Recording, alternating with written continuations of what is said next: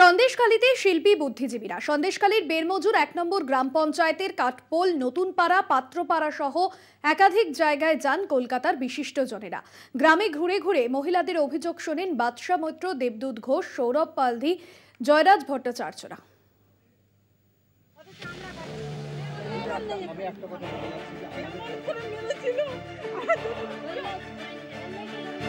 আইন হাতে তুলে নেবেন না একদম।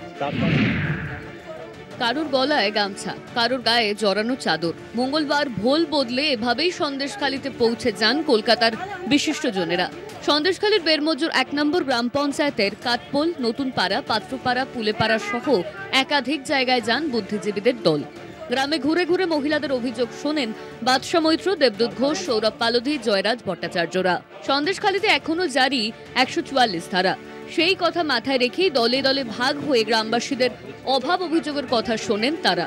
কথোপকথনের ভিডিও বানান বামপন্থী বুদ্ধিজীবীরা। এখানকার মানুষদের একটা কথা বলতে এসেছি যে জাতি অসম্মানজনক বিশেষ করে মহিলাদের সম্পর্কে বলা হচ্ছে, এই রাজ্যের মানুষের হয়ে বলতে এসেছি সেটাই একমাত্র সত্যি নয়। অনেক মানুষ তাদের সঙ্গে আছে, আর যে মানুষগুলোকে অ্যারেস্ট করা হয়েছে তারা গরিব মানুষ, তাদের দ্রুত মুক্তির দাবি করছি আমরা।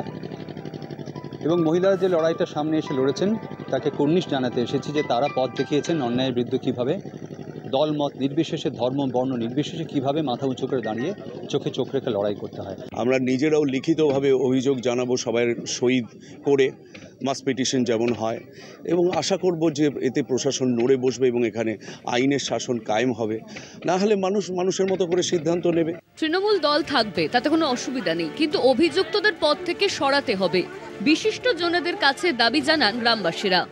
আমরা তো চাইছিলাম যে ৩ জনের যে পদে ছিল তারা পদ থেকে ত্যাগ করুক, তাদের আইনতভাবে যেটা করার সেটা করুক, অন্য মুখ আসুক। দল তো থাকবেই, দল তো আর করবে না।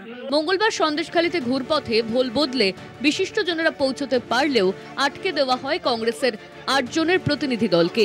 সন্দেশখালীর পথে গ্রেপ্তার করা হয় আইএসএফ বিধায়ক নওশাদ সিদ্দিকীকেও। বসিরহাট থেকে সঞ্জিত চক্রবর্তীর রিপোর্ট, কলকাতা টিভি।